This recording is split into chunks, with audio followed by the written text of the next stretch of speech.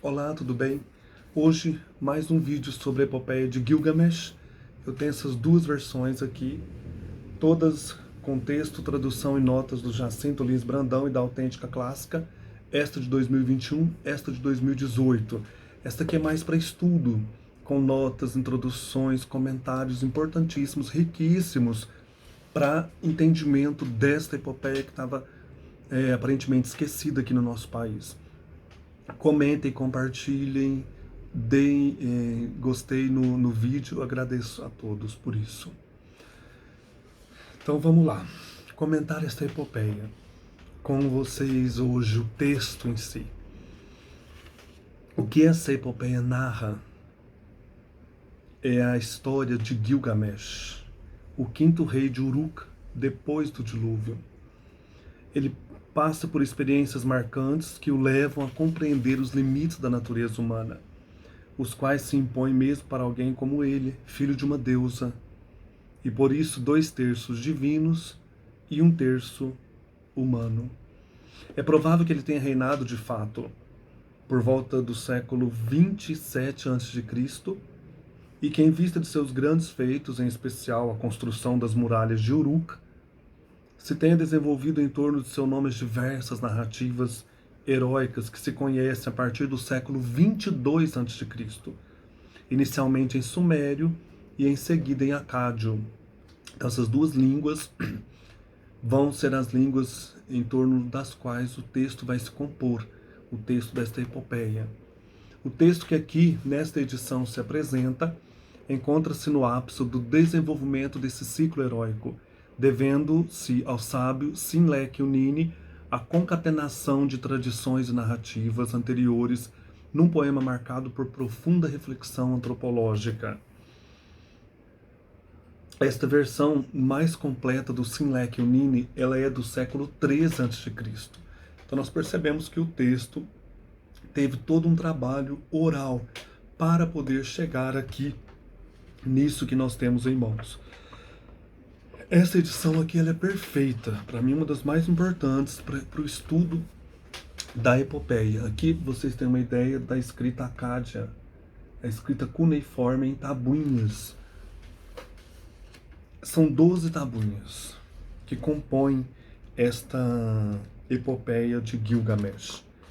O Jacinto Lins Brandão faz uma introdução importante ao texto, remontando essa questão da descoberta das tabuinhas, como eu já falei em outro vídeo, por arqueólogos como Layard, o George Smith e outros. A descoberta do poema é um fato interessante em si, encontrado na biblioteca de Assurbanipal em Nínive, e é uma epopeia também essa descoberta. Essa biblioteca continha outros poemas importantes também do período, e a questão da escrita cuneiforme, a escrita em forma de cunha nas tabuinhas de argila. Existem então várias versões da epopeia, vários textos que compõem a epopeia. Então aqui o autor, o tradutor e o comentarista Jacinto Lins Brandão vai fazer uma cronologia da epopeia de Gilgamesh, até chegar a essa versão do século 3 a.C., que é a que temos aqui, é considerada mais importante e mais completa. Ela está na tradição acádia. Vou comentar uma por uma das tabuinhas. A primeira tabuinha que nós temos é a parte inicial do poema, uma espécie de hino dedicado a conhecer Gilgamesh. Parece então aqui um louvor aos trabalhos deste herói que construiu as muralhas da cidade de Uruk. Então existe um proêmio aqui na tabuinha 1, que diz: ele que o abismo viu, o fundamento da terra, seus caminhos conheceu, ele sábio em tudo. Gilgamesh que o abismo viu, o fundamento da terra, seus caminhos conheceu, ele sábio em tudo. Explorou de todos os tronos, de todo o saber tudo aprendeu. O que é secreto ele viu e o coberto descobriu. Trouxe isto e ensinou o que antes do dilúvio era. De distante rota volveu, cansado e apaziguado. Numa estela se pôs então seu labor por inteiro. Fez a muralha de Uruk, o redil, e o sagrado Eana, tesouro purificado. E aí o autor, o poeta, convida o leitor a dar a volta em torno das muralhas. Eu não vou ler o texto inteiro, não vou ler o livro inteiro hoje, não. Apenas algumas passagens, para nós sentirmos a beleza do poema. Então ele diz ao leitor: faze a volta ao alto da muralha de Uruk, vai. Seu fundamento examina, os tijolos observa. Se seus tijolos não são cozidos, se seu alicerce não cimentaram os 7 sábios.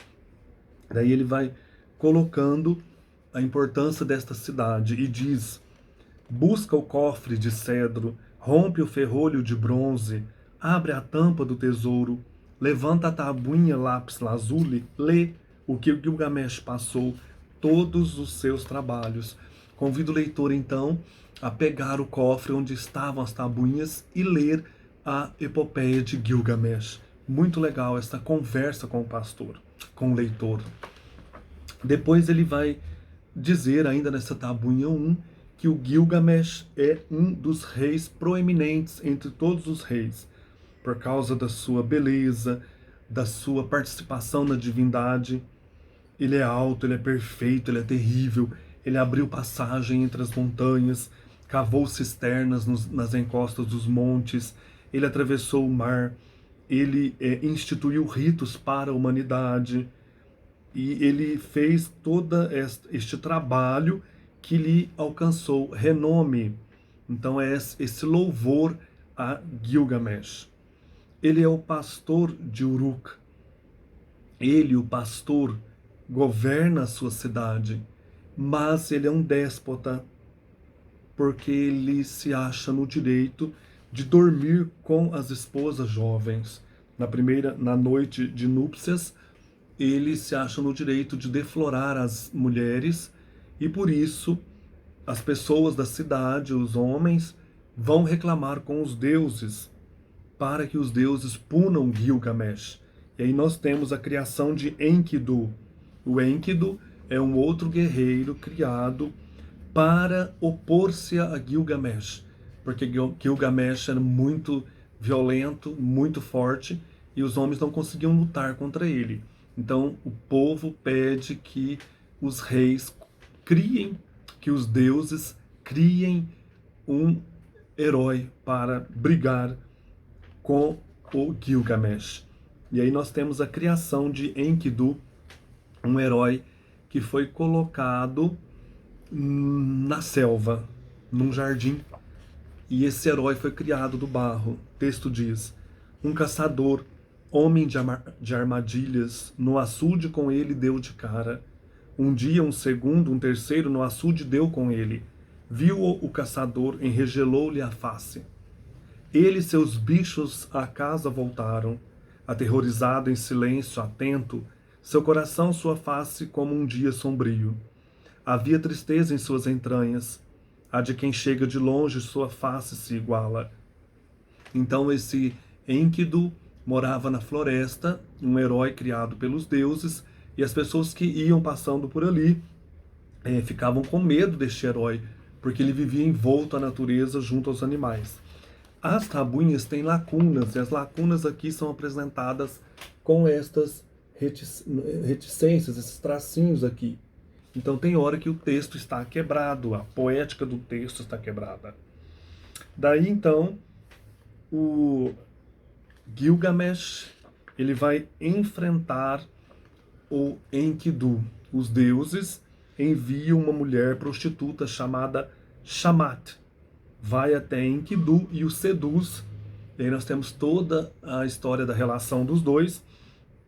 E consegue convencer o Enkidu para encontrar Gilgamesh. Então eles tiram o Enkidu, essa mulher, da floresta. Ela seduz, olha a Eva. Ela seduz, a Eva primitiva, né? Seduz o Enkidu e o leva para a cidade. E eles vão, então, fazer amizade. O Enkidu e o Gilgamesh, que eram para brigar no começo. Eles brigam, mas depois daquela luta começa uma amizade. Aí nós temos a tabuinha 2, que esta tabuinha vai mostrar novamente o herói Enkidu entre os pastores, depois mais bodas em Uruk, a amizade dos heróis, a amizade entre o Enkidu e o Gilgamesh. Vou ler esta parte. Então eram para eles serem inimigos, mas eles começam a ser amigos e amantes. Nesta terra é ele que rija força tem, como uma rocha de Anu é sua poderosa força, estatura elevada como a meia orgulhosa.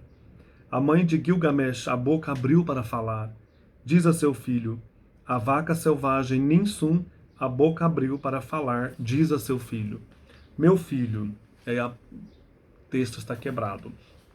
Com amargor, pegaste na porta dele. Com amargor, geme, não tem Enkidu. Soltos os cabelos, na estepe nasceu e ninguém.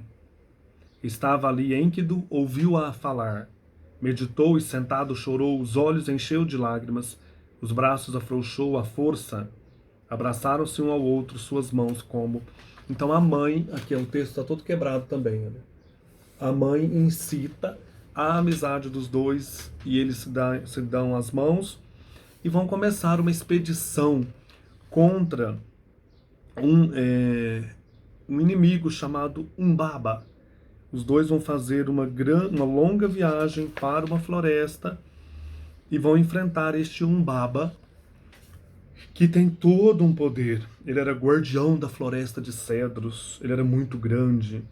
Umbaba, sua voz é o dilúvio, sua fala é fogo, seu alento é morte. Ele ouve a 60 léguas o murmúrio da floresta. Quem é que irá à sua floresta? Haddad é o primeiro, mas ele o segundo. Quem é que se oporá a ele dentre os Igigi, a fim de deixar intactos os cedros?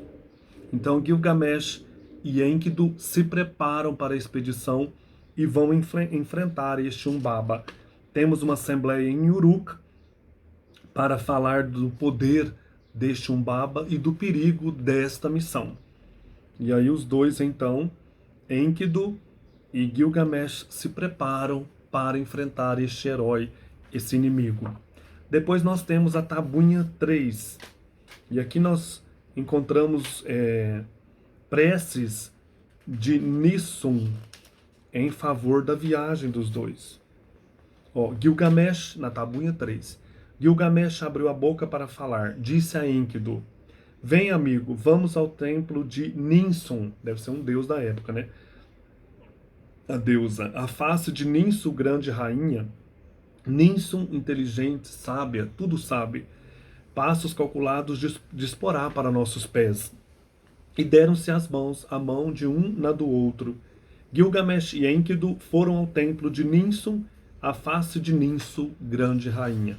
Então eles vão pedir a força da deusa para a jornada, para enfrentar este touro. Depois da tabuinha 4 é o início da jornada. Aí nós temos um dos temas importantes das tradições antigas, como das epopeias também de Homero, a viagem. O início da jornada de Gilgamesh e Enkidu para enfrentar o anti-herói Umbaba. O texto diz, tabuinha 4, início da jornada.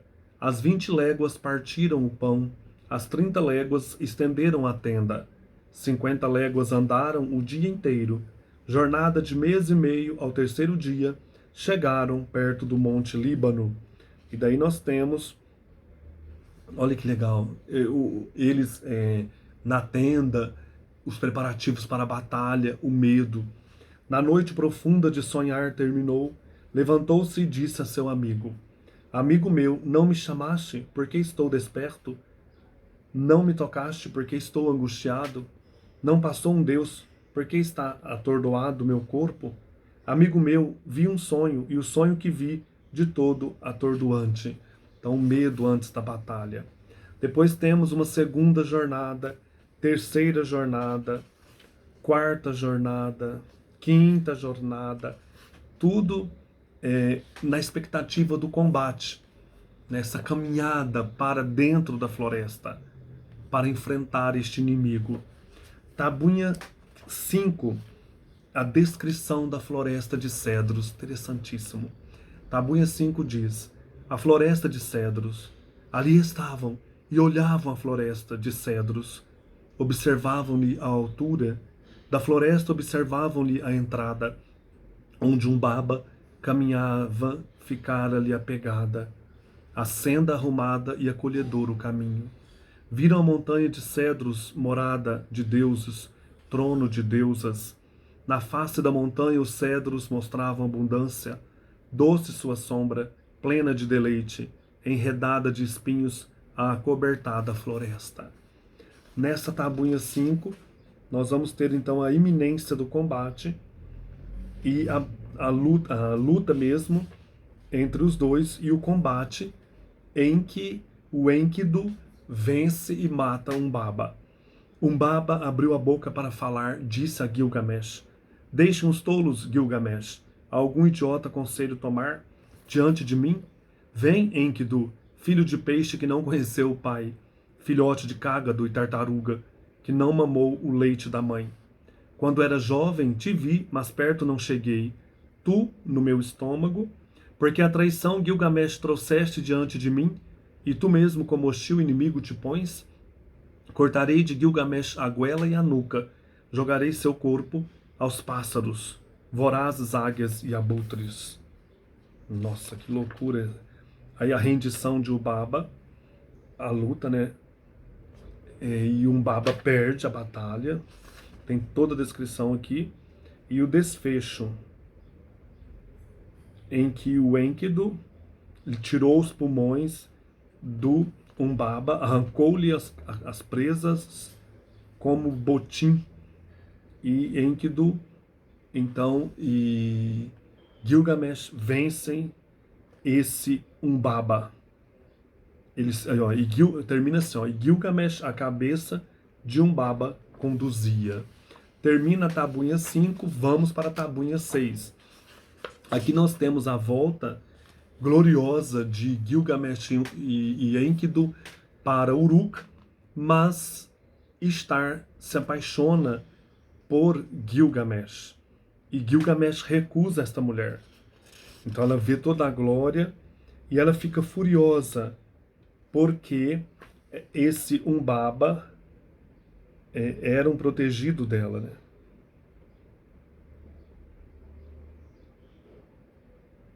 Não, não é isso ainda não.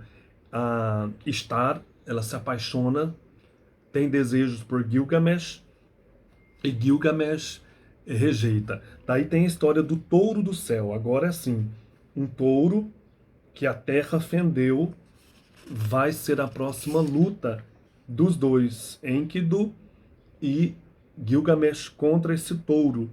E este touro foi mandado por Ishtar para destruir Gilgamesh, que que não queria possuí-la. Daí o Enkidu, ele também vence o touro, agarra-o pelo chifre e mata o touro, e tem a celebração da vitória. Então essa tabuinha 6.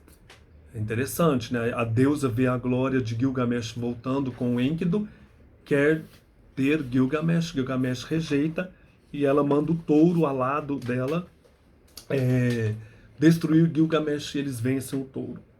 Tabuinha 7, nós temos a questão da morte. A morte de Enkidu. Essa deusa Ishtar, ela amaldiçoa o Enkidu, e temos o presságio da morte. Aqui, então, é muito interessante, né?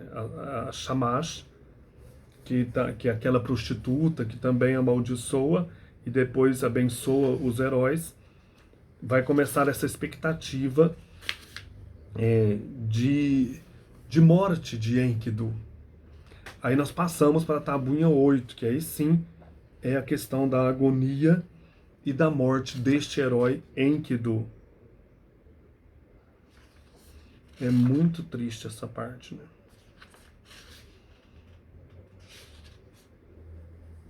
Aqui nós temos o Gilgamesh chorando Enkidu, tabuinha 8. Nem bem manhã já alvorece, Gilgamesh chora seu amigo. Enkidu, tu cuja mãe foi uma gazela, e um asno selvagem teu pai, a ti, a quem os onagros com seu leite criaram-te, a ti, e o rebanho da estepe ensinou toda a pastagem. As veredas, Enkidu, da floresta de cedros, chorem-te noite e dia.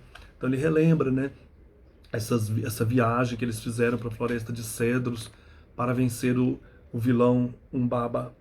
Lembra o amor entre os dois. Chorem-te os anciãos da vasta cidade de Uruk, o redil. Chorem-te o povo que traz de nós te bendiz.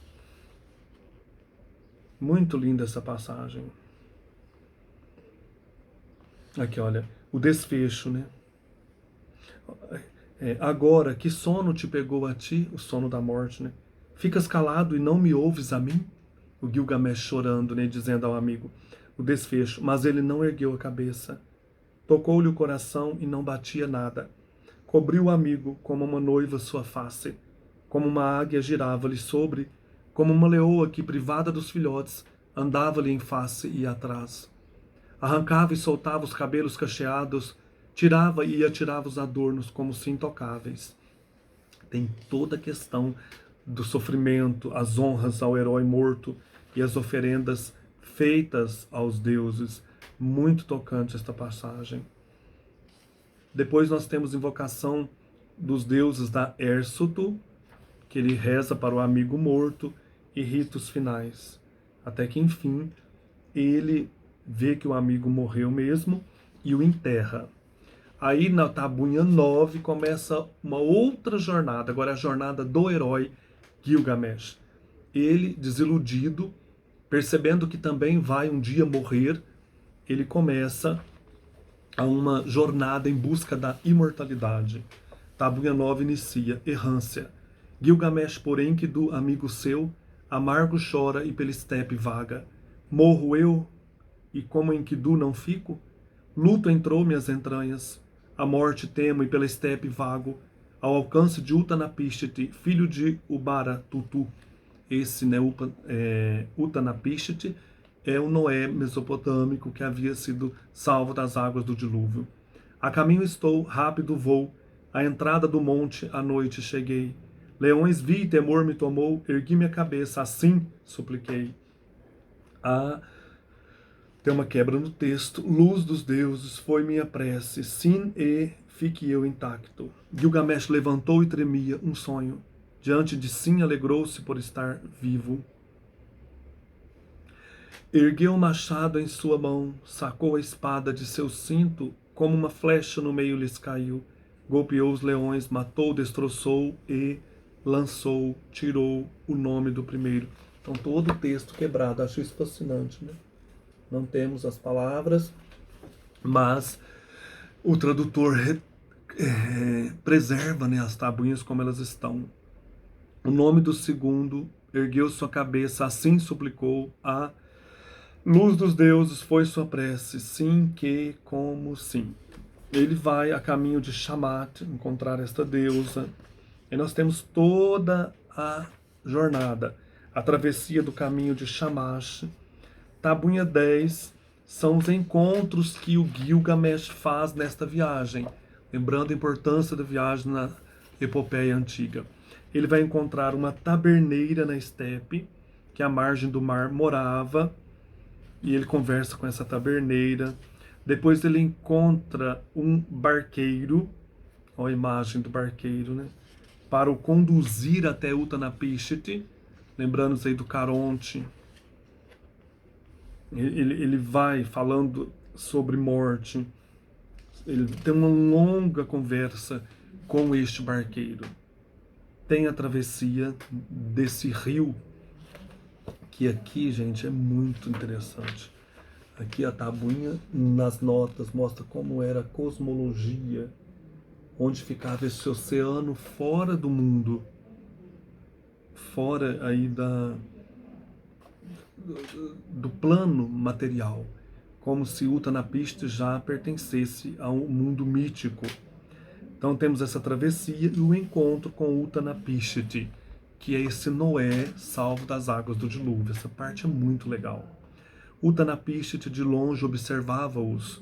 Observava Gilgamesh e o barqueiro fazendo a travessia deste oceano infinito para chegar neste lugar além do material. Pondera em seu coração uma palavra, diz, consigo mesmo se aconselha ele. Por que estão quebrados da barca os de pedra, e não é o seu senhor quem conduz sobre ela? Aí Gilgamesh se aproxima, desce, e ele se levantou. E Gilgamesh a ele disse a Utnapishtim, que vivas, Utnapishtim, filho de Ubar-Tutu, depois do dilúvio o dilúvio, porque que... Utnapishtim a ele, a Gilgamesh, disse, por que consumidas te estão as têmporas, cavada a tua face, desafortunado teu coração, aniquilada a tua figura? Há luto em tuas entranhas, há de quem chega de longe, tua face se assemelha. Nossa, então Utnapishtim vê o sofrimento do Gilgamesh, o luto pelo amigo, né? A dor, o sofrimento. Com frio e calor está queimada tua face, e uma face de leão te tendo posto vagas pela estepe. Gilgamesh a ele, a Utnapishtim, disse, porque consumidas não me estariam as têmporas, não cavada a face, não desafortunado o coração, não aniquilada a figura, não haveria luto em minhas entranhas? Ah, de quem chega de longe minha face não se igualaria. Com frio e calor não estaria queimada minha face? E uma face de leão me tendo posto não vagaria eu pela estepe? Ao amigo meu, mulo fugido, asno dos montes, pantera da estepe, a Enkidu, amigo meu, mulo fugido, asno dos montes, pantera da estepe, que nos unimos e subimos o monte, o touro pegamos e o touro matamos. Tocamos um baba que a floresta de cedros habitava. Na passagem dos montes matamos leões. Ao amigo meu que o amo muito, comigo enfrentou todas as penas. A Enkidu, amigo meu que o amo muito, comigo enfrentou todas as penas. Atingiu o fado da humanidade. Olha que interessante, né? Esse amigo que ele amava tanto morreu, por isso ele está, Gilgamesh, com a face triste. Por 6 dias e 7 noites sobre ele chorei, não o entreguei ao funeral até que um verme lhe caiu do nariz. Tive medo, a morte temi, vago pela estepe. O caso do amigo meu pesa sobre mim, um longo caminho vago pela estepe. O caso de Enkidu, amigo meu, pesa sobre mim, uma longa jornada, vago pela estepe. Como calar? Como ficar eu em silêncio? O amigo meu que amo tornou-se barro. Enkidu, o amigo meu que amo, tornou-se barro. E eu, como ele, não deitarei? E não mais levantarei de era em era? Nossa, que lindo! Quer dizer, eu também um dia vou morrer. Não me levantarei, então eu preciso ser imortal. Gilgamesh a ele disse a Utnapishtim, pensei eu, vou a Utnapishtim, o distante de quem falam todos, vou vê-lo. Vago, vou por todas as terras. Passei uma e outra vez por montes com dificuldade. Atravessei uma e outra vez todos os mares. De doce sono não se saciou minha face. Castiguei a mim mesmo ficando desperto. Os nervos de lamentos cheios.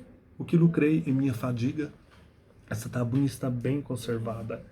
Daí Utnapishtim dá conselhos a Gilgamesh, falando da imortalidade, falando desta condição humana, né? A humanidade é de que, como caniço no pântano, se lhe ceifa o nome. O moço belo, a moça bela, logo deles leva a morte. Não há quem a morte veja, não há quem da morte veja a face. Não há quem da morte a voz ouça.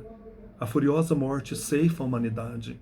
Chegada a hora construímos uma casa, chegada a hora fazemos um ninho, chegada a hora os irmãos repartem, chegada a hora rixas há na terra.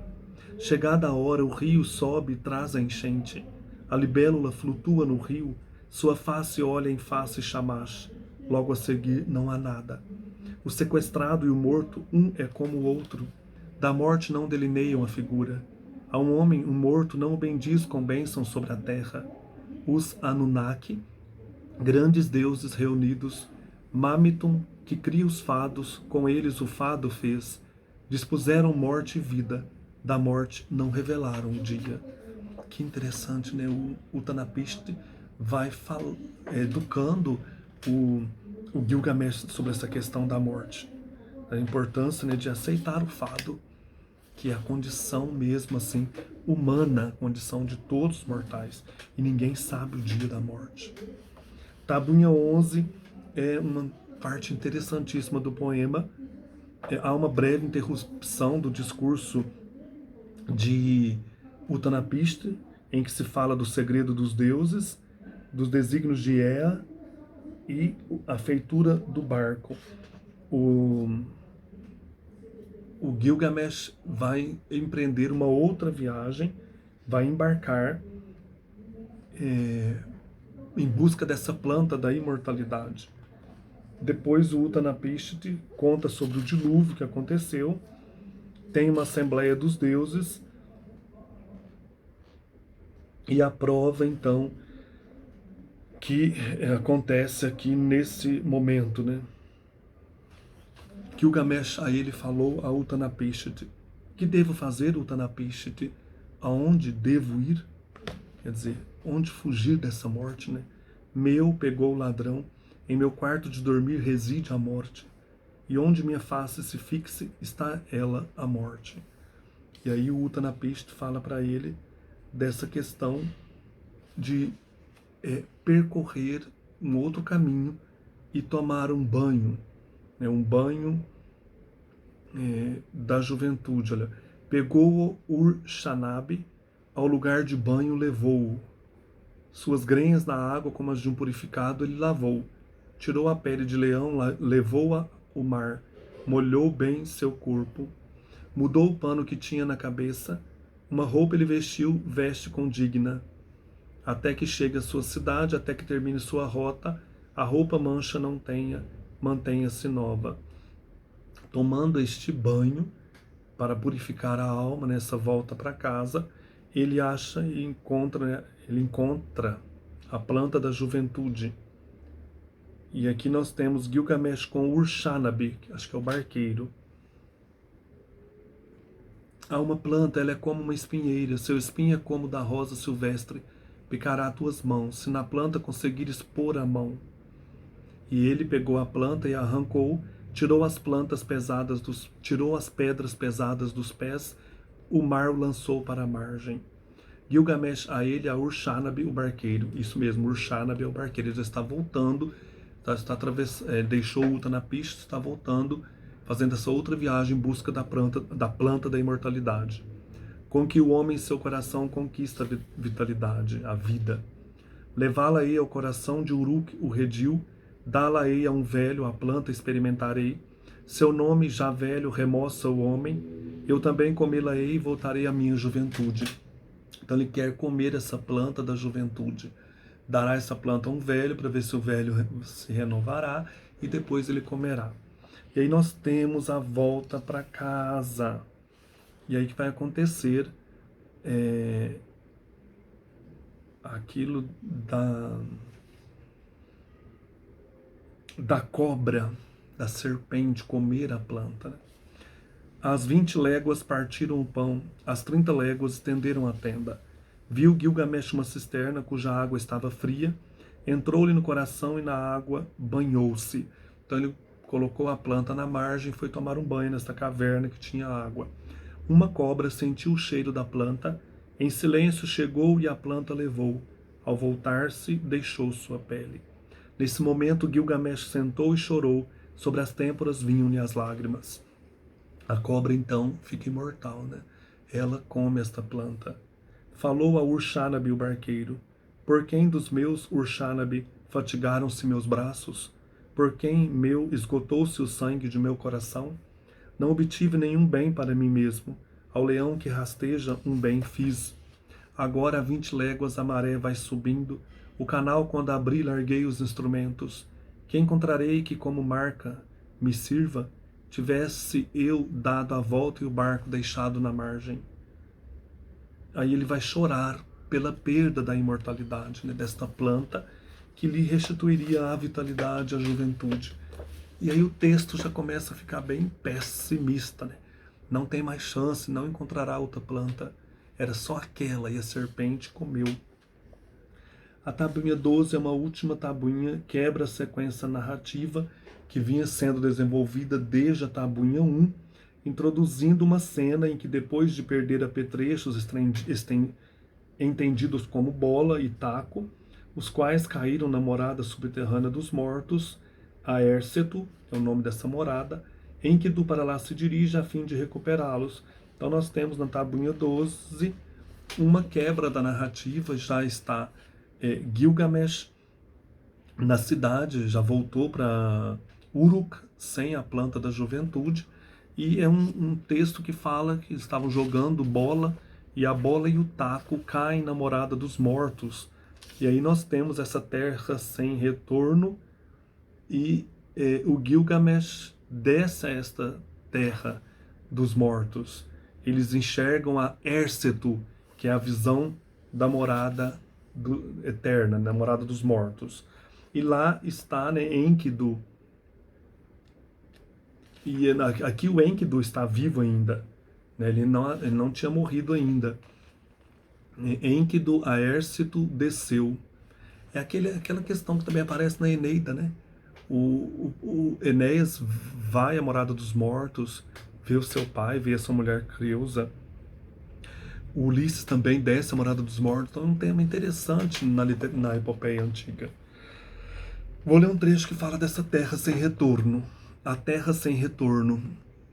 Então Enkidu, da Érceto para o alto, subir não pôde. Nantar não o pegou. A Saku não o pegou. São nome de deuses. Érceto pegou-o. Então nenhum deus conseguiu tirá-lo de lá, mas a morada dos mortos pegou-o. O comissário de Nergal, sem perdão, não o pegou. Érceto pegou-o. No lugar de combate dos varões não caiu. Érceto pegou-o. Então é esse entrar no mundo dos mortos e não sair mais. Gente, esse livro é perfeito. Maravilhoso essa edição. Quero mostrar aqui mais uma vez. Nós temos essa ilustração que ela vai aparecer na capa, meio quebrada. Aqui nós temos certamente seria os dois, né? O Enkidu e o Gilgamesh. Aqui, a figura ampliada, né? Esse tema da poesia épica, da poesia como linguagem, sempre começa antes. A poesia e a linguagem juntas, elas começam juntas, num ponto imemorial, e recusam, rasuram toda noção estanque de origem. É por isso que sempre que estabelecemos um ponto original estático da cultura, logo descobrimos outro anterior. Então, esse ponto da escrita não é o último ponto. Sempre tem algum ponto anterior que ocupa o lugar do ponto original até ser, por sua vez, sobreposto e daí por diante. Então, assim, é difícil falar, né? Em que momento esta poética, ela se firmou. Ela ainda está se firmando. Como vimos, deixei aí em outro vídeo, essa busca pela epopeia, essa travessia também dos arqueólogos em busca do texto, ela é um prolongamento do próprio texto. Dessa forma, Homero foi por muito tempo considerado o início da poesia ocidental, como as épicas Ilíadas e Odisseia. O século passado, porém, aqui o século XIX, se voltou para descobrir uma poesia oral que existia antes da escrita dessas obras gregas. Uma longa tradição que se passou de voz em voz por séculos, uma verdadeira colcha de retalhos, ou um telefone sem fio de alta criatividade, que acabou por dar cabo da ideia de que é apenas um Homero para, em seu lugar, instaurar uma linha viva de autores, improvisadores, poetas, até o estabelecimento de um texto escrito. Então o Homero não é o único, né? Além dele, mais para trás, temos outros poetas importantes. Depois disso, uma série de estudiosos já demonstrou como muito do que acreditavam ser invenção grega era, na verdade, fruto de um diálogo secular com várias culturas do Oriente, tal como o Egito. Mas essa linha que antecede Homero está longe de ser um novo lugar estanque de origem. E isso hoje está claro porque tivemos também a sorte de preservar as tabuinhas da epopeia de Gilgamesh. Tabuinhas que, no fim das contas, mais do que apontar para um só inventor do mito de Gilgamesh, retraça uma linha complexa de tradições, vozes, reescritas, traduções e invenções constantes que atravessam mais de um milênio e algumas línguas, como a Acádia, a Suméria. Aqui nós temos então essa fala do Guilherme Gontijo Flores, que o que temos aqui nesses textos traduzidos por Jacinto Liz Brandão, com notas, é um rigor filológico, uma tradução acurada e uma crítica fora de série, sobretudo nos estudos do Oriente Médio. Na introdução, nas notas, o Jacinto, com o seu conhecimento de classicista, ele cruza séculos de culturas e poéticas, para dar ao leitor não apenas uma versão compreensível do poema de Simlek Unini, como também o estofo necessário para ver uma tradição múltipla, uma poética em movimento, uma recusa da origem clara do poema e do mito para nos mostrar em seu lugar o mito vivo a cada nova performance, a cada nova voz, a cada nova escrita. Eu espero assim com esses vídeos, quem está assistindo possa sentir o desejo e procurar ler uma épica muito interessante, essencial, porque é o primeiro texto literário da história da humanidade, a Epopeia de Gilgamesh. Até mais. Tchau.